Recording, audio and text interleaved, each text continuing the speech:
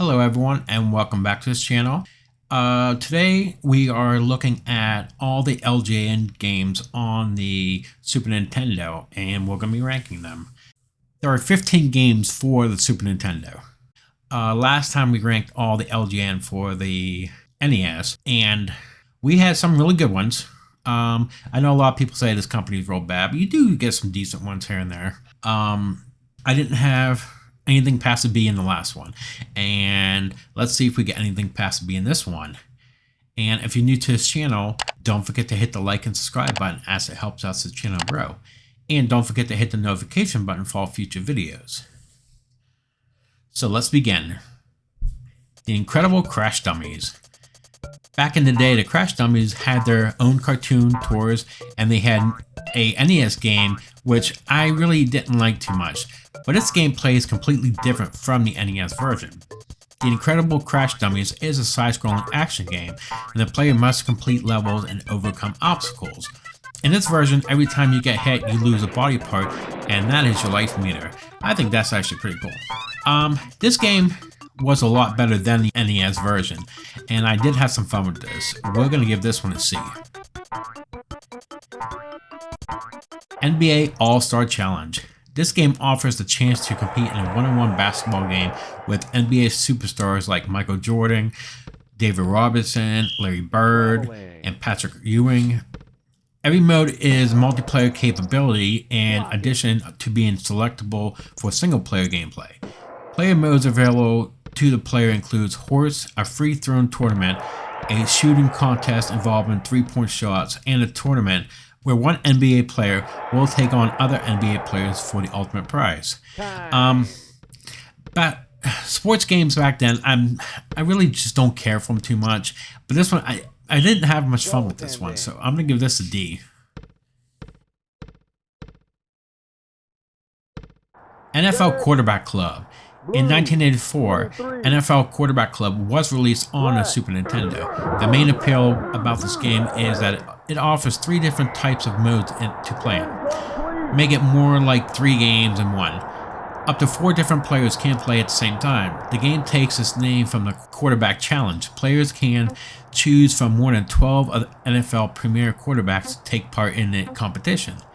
There are 4 events in the competition. There are accuracy, obstacle course, distance, and read and recognition.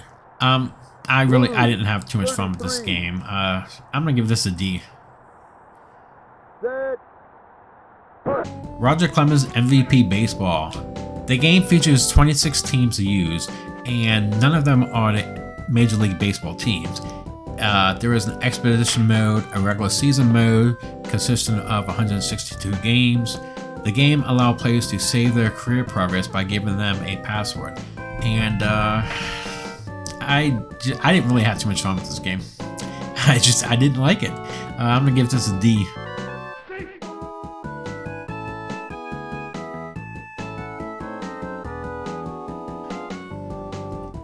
Spider-Man. Now, this is based off the anime series. The game is a side-scrolling platform. There are 6 levels in this Super Nintendo version. There's Laboratory, Construction Zone, Brooklyn Bridge, Coney Island, and a showdown in J. Jonah Jameson's penthouse, and you fight in Ravencroft Asylum. Some of the villains consist of Doc Ock, Lizard, Green Goblin, Scorpion, and Venom.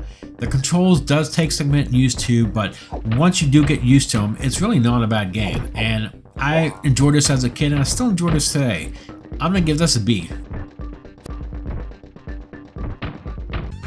Spider-Man and Venom Maximum Carnage. Spider-Man and Venom, the Maximum Carnage is a side-scrolling beat-em-up game for the Super Nintendo. In this single-player side-scrolling beat-em-up, with a format similar to Double Dragon and Final Fight, the player controls Spider-Man and Venom through various levels to stop the supervillain Carnage and his team, as well as hundreds of criminals they inspire in their wake from taking over the city. The cutscenes consist of comic book style, which I really did like that, and this one is based off the final panel of Spider-Man Unlimited #1. This game, it was okay. It wasn't as good as Spider-Man, but it was a decent playthrough. I'm gonna give this a C. Spider-Man and X-Men in Arcade's Revenge.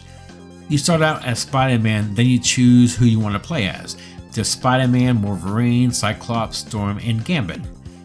The player must successfully complete each Marvel hero 2 events in order to get to control Spider-Man in a final battle with Arcade and Escape. While any character's first event can be selected at the player's will, his or her second event isn't playable until the completion of the first. Honestly, I thought the controls were real sluggish in this game. The graphics were okay, I did not like this one too much at all. I'm gonna give this one a D. Now, there are 2 Terminator games for this. There's Terminator 2, the arcade game. Terminator 2, the arcade game, is a light gun shooter based on the film. The game allows 1 or 2 players to assume the role of a T-800 cyborg programmed to protect John and Sarah Connor and the Resistance fighters against the Skynet offense. The gameplay is set in a first-person perspective. The game consists of 7 stages, with the first 4 set during the Human-Machine War in 2029 and the last 3 set during John's childhood in the 1990s. The player's primary weapon is a machine gun that fires automatically as long as the trigger is pulled. Pressing the A button on the side fires a secondary weapon. And this game, it was okay. The graphics wise is okay, and I actually didn't mind this at all. And I think I'm gonna give this a C.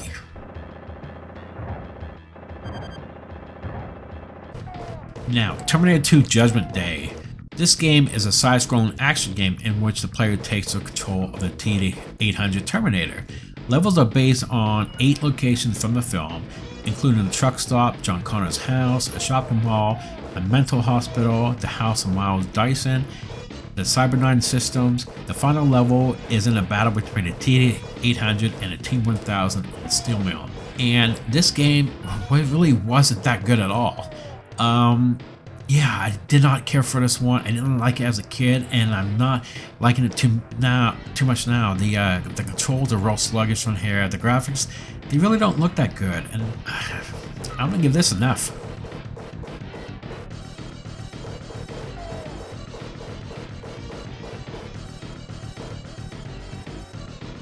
True Lies. True Lies is a top-view run-and-gun video game based on a 1994 film. The player controls Harry Tasker, who is tasked on the duty of foiling the terrorist plot. Each stage has a particular series of goals that the player must fulfill before reaching the stage's end. Harry's abilities include the ability to keep his aim steady at one direction while shooting, and a diving shoulder roll move that allows him to avoid enemy fire. And honestly, this game actually surprised me because I really had fun with this game.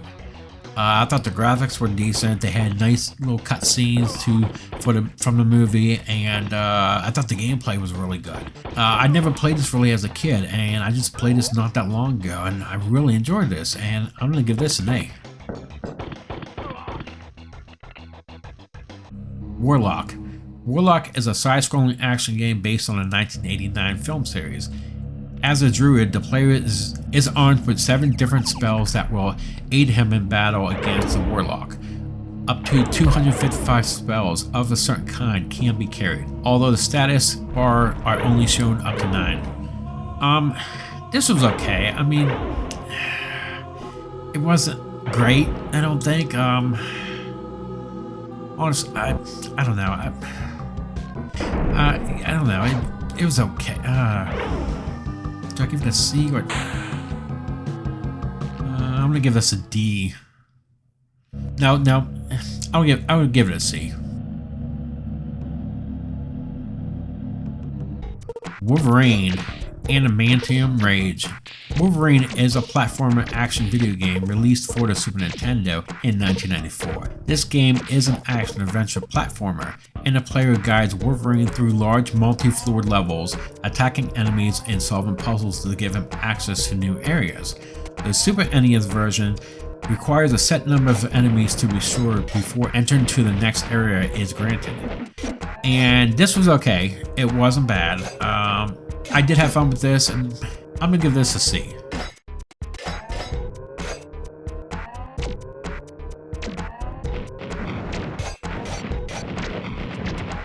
WWF Super WrestleMania. All wrestlers share the same set of standard professional wrestling moves like scoop slams, suplexes, drop kicks, clotheslines, hip tosses, and elbow drops. The gameplay modes consist of one-on-one, tag team, and 4-on-4 Survivor Series elimination matches. You get 10 wrestlers to choose from Hulk Hogan and Randy Savage, Ted DiBiase, Jake Roberts, The Undertaker, Sid Justice, the Legion of Doom, and the Natural Disasters. And this game was really slow. It was kind of slow, and the gameplay just really wasn't great. Everyone just has the same moves. There's no different from one wrestler to the next. And honestly, I liked this as a kid, but I don't like it too much now, and I'm going to give this an F.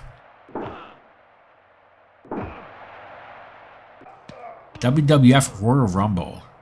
The WWF Royal Rumble carries on over the tug-of-war style grappling system from Super WrestleMania, this time adding an on-screen meter to show who has the advantage in a grapple and how close they are to executing a move. Players can strike their opponent with steel chairs from outside the ring. In one-on-one matches, 2 wrestlers, 1 player versus the computer, or 2 players, square off for a face-to-face bout. One fall, brawl, and tournament variations are available. One fall matches feature an in-ring referee and are contested under standard rules. And this game was a little bit better than Super WrestleMania, but it really still wasn't that great. I'm gonna give this a D. And finally, the last one on the list, WWF Raw. WWF Raw features different moves between the characters, and that they not only have their own signature moves, but different move sets altogether, including new over-the-top mega moves. The game has many moves not seen in previous wrestling games, such as DDTs, a fall-away slam, and various types of suplexes. Additionally, wrestlers differ in attributes of speed, strength, stamina, and weight.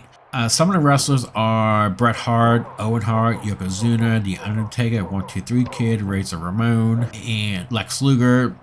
And this game, I still have a little bit of fun with this game. It's really not bad. I'm gonna give this a C.